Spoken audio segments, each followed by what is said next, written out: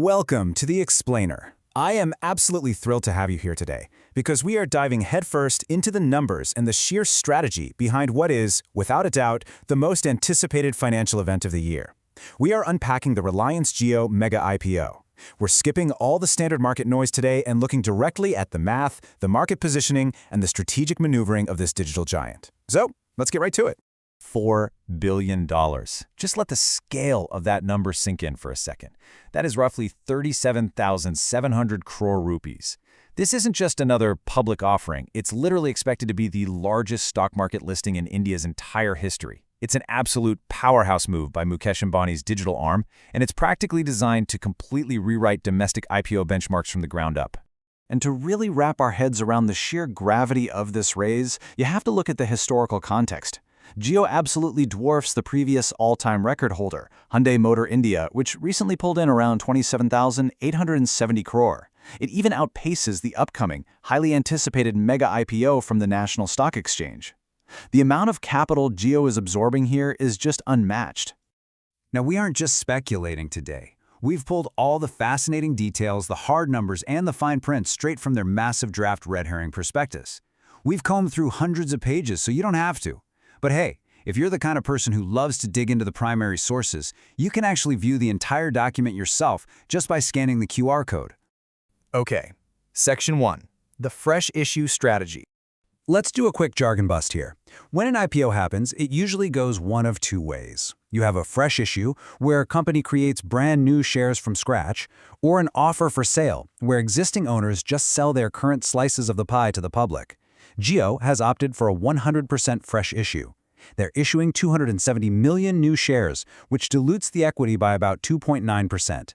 Simply put, every single rupee of that $4 billion flows directly into Jio's corporate bank account to be put to work. Nobody is just cashing out and walking away.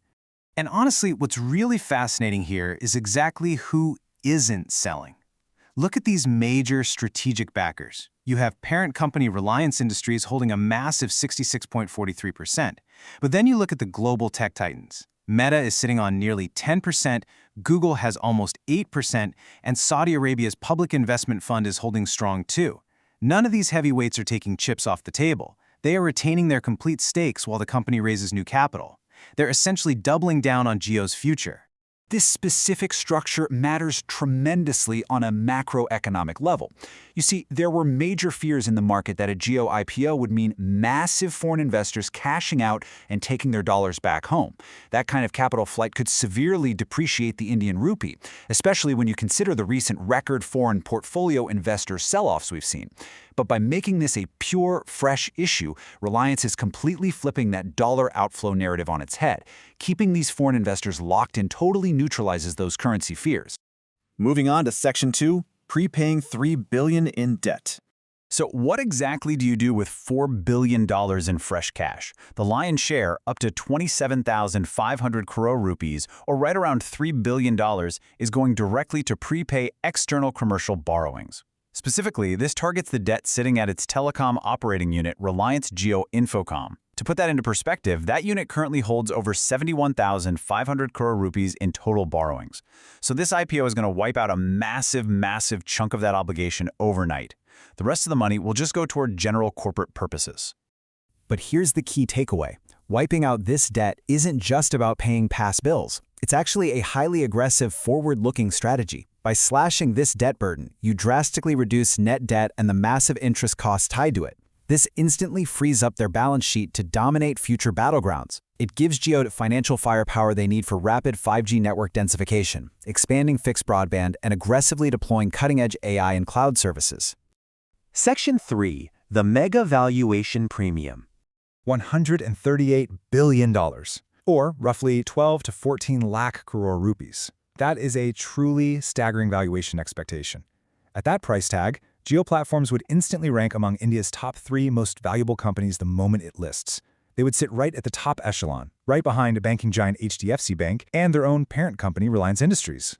But how on earth do they justify that kind of premium? Let's do a quick head-to-head comparison with their fiercest rival, Bharti Airtel. Now, Airtel actually leads when it comes to average revenue per user, bringing in 257 rupees compared to Jio's 214. But look at the sheer scale of the user base. Jio commands the volume with 524.4 million subscribers compared to Airtel's 482.4 million in India. Even more wild, Jio's pushing a staggering 241 billion gigabytes of data traffic. Because of this massive scale, both of these companies command high price-to-earnings multiples right in the 40-plus range. Now, if you compare that PE multiple globally, it seems totally wild. Top global telecom giants like Verizon or AT&T usually trade at multiples of just 10 to 17 times. So why does Jio get a 40 to 46 times multiple? Well, the logic behind the premium pricing is entirely about positioning. They aren't selling themselves as a mature, traditional telecom utility burdened by legacy 2G and 3G networks. Not at all. They are pitching themselves as a pure-play 4G and 5G global tech platform. They want to be seen as the indispensable digital ecosystem powering modern India. And finally, Section 4. Key risks for investors. Okay, let's take a breath and look at the reality check, because no investment is a sure thing. First, you have fierce spectrum acquisition costs, which are a constant, heavy drain. Second, the massive capital expenditure. In fiscal year 26 alone, Jio spent over 34,184 crore rupees just on maintaining and upgrading network hardware. Third, infrastructure concentration is a real vulnerability. They rely heavily on very specific providers like Summit Digital for their towers and JDPL for their fiber backbone.